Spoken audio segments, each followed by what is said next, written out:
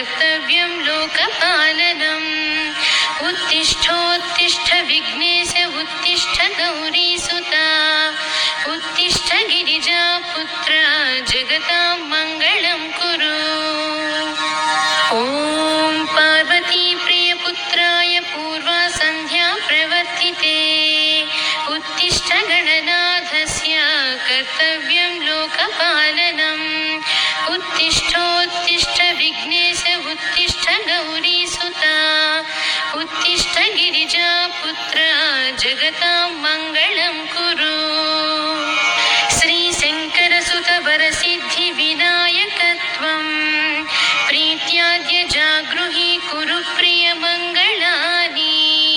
त्रैलोक्यरक्षणकरानि महोज्ज्वलानि श्रीमद्विनायक विभो तव सुप्रभातम्। श्रीशङ्करसुत वरसिद्धिविनायकत्वं प्रीत्याद्य जागृहि कुरु प्रियमङ्गलानि।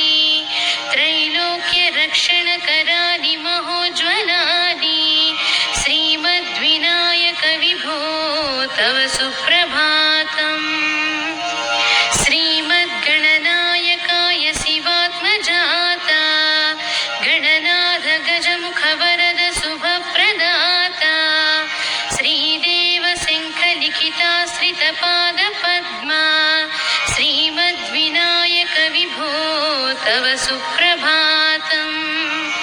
श्रीमद्गणनायकाय शिवात्मजाता गणनाथ गजमुखवरद शुभप्रदाता श्रीदेव शङ्खलिखिताश्रितपादपद्मा श्रीमद्विनायक विभो तव सुप्रभातम्। श्रीनारिकेळाभिषेकितपुष्टिगात्रा क्षीराभिषिक्तशुभविग्रहतत्त्वमूर्ते दिव्याङ्गमूषिकसुवाहनमोदरूपा श्रीमद्गणाधिप विभो तव सुप्रभातम्।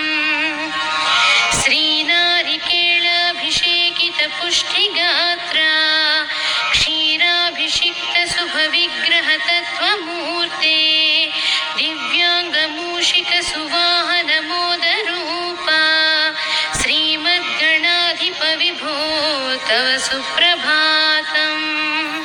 श्रीभक्तकोटिवरभूतलवासि तुष्टा हे आदिपूज्य अरुणारुणभानुतेजा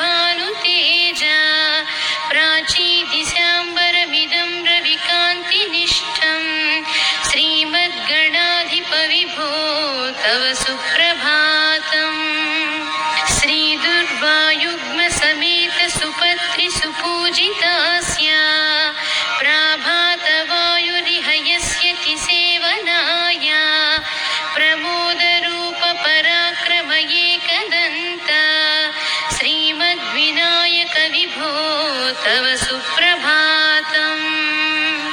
गौरीकराम्बुजसुलालितदिव्यवक्त्रा श्रीकण्ठमानसमुदाकरमोदरूपा कैलासशैलशिखरस्थितबालभानु श्रीमद्विनायक विभो तव सुप्रभातम्।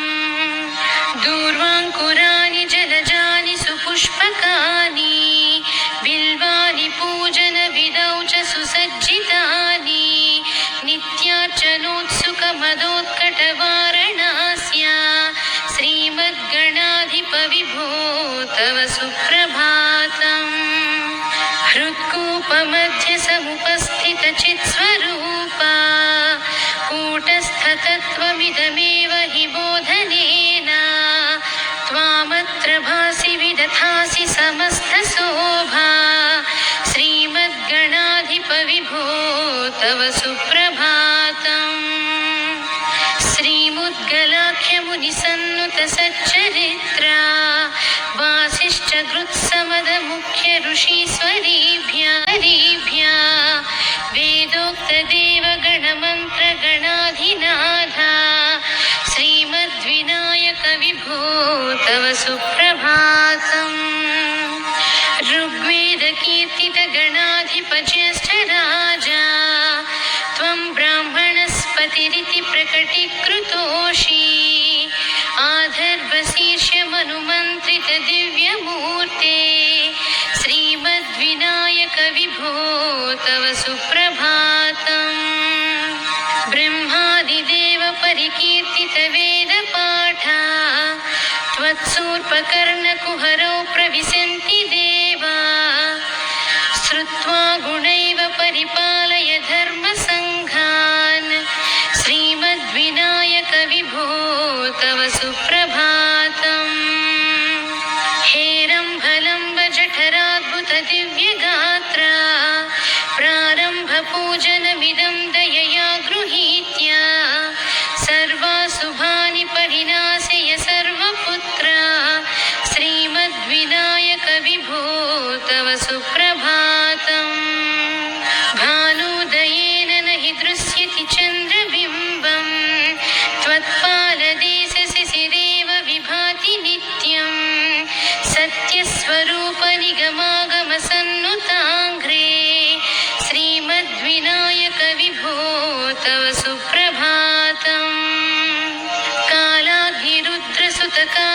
कालाग्निरुद्रसुतकालनियामकत्वम् कालानुकूलफलदोषि कलामयोऽसि कल्याणकारक कलाधर शेखरोऽसि श्रीमद्विनायक विभो तव सुप्रभातम् उग्रस्वरूप रिपुनाशक उग्रपुत्रा सौम्योऽसि सोमविनुतोऽसि प्रशान्तरूपा सर्वेश सर्वफलकारक सर्वमूर्ते श्रीमद्विनायक विभो तव सुप्रभातम् दारिद्र्यदुःखभयभञ्जन विघ्नराजन् कारुण्यविग्रह धनादिफलप्रदायिन् लावण्यमञ्जुलकलान्वितरञ्जितास्य श्रीमद्विनायक विभो तव सुप्रभातम्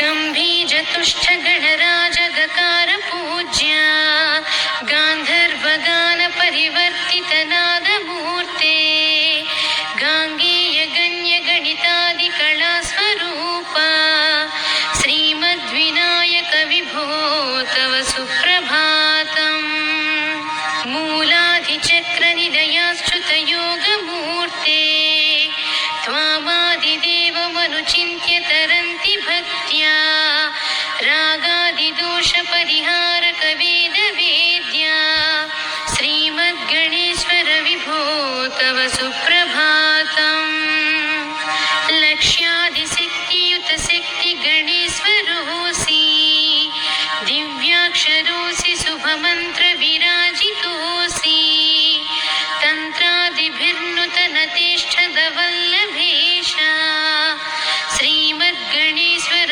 विभो तव सुप्रभातम् नागोपवीतधरणागविनोदचित्ता नागास्य नासित महागणकानुरक्ता आनन्दतुम्बिरतनो बहिरन्तरस्ता श्रीमद्गणेश्वर विभो तव सुप्रभातम् भद्रे भवक्त्र नवभद्रद भद्रतेजा रुद्रप्रियात्मज मदद्रवशक्तियुक्ता अत्रि सजा मधुरवत्सलता निधाना श्रीमद्गणेश्वर विभो तव सुप्रभातम् सर्वार्थसिद्धिफलदायक बुद्धिदायिन् विघ्नाद्रिवज्रपरिपूज्य चतुर्धिकाले भद्रं पदं दिशसि भक्तगणार्थितोषि श्रीमद्गणेश्वर विभो तव सुप्रभातम्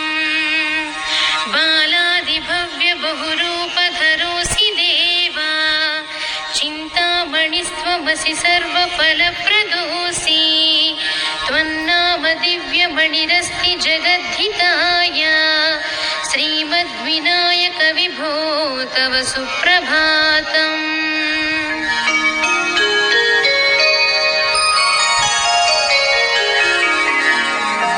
हे विघ्नराज विभो तव सुप्रभातम्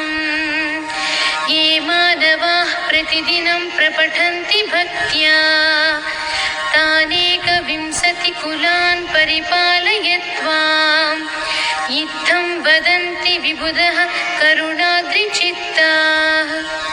हे विघ्नराज विभो तव सुप्रभातम्। ये मानवाः प्रतिदिनं प्रपठन्ति भक्त्या तानेकविंशतिकुलान् परिपालयत्वाम् इत्थं वदन्ति विबुधः करुणाद्रिचित्ताः।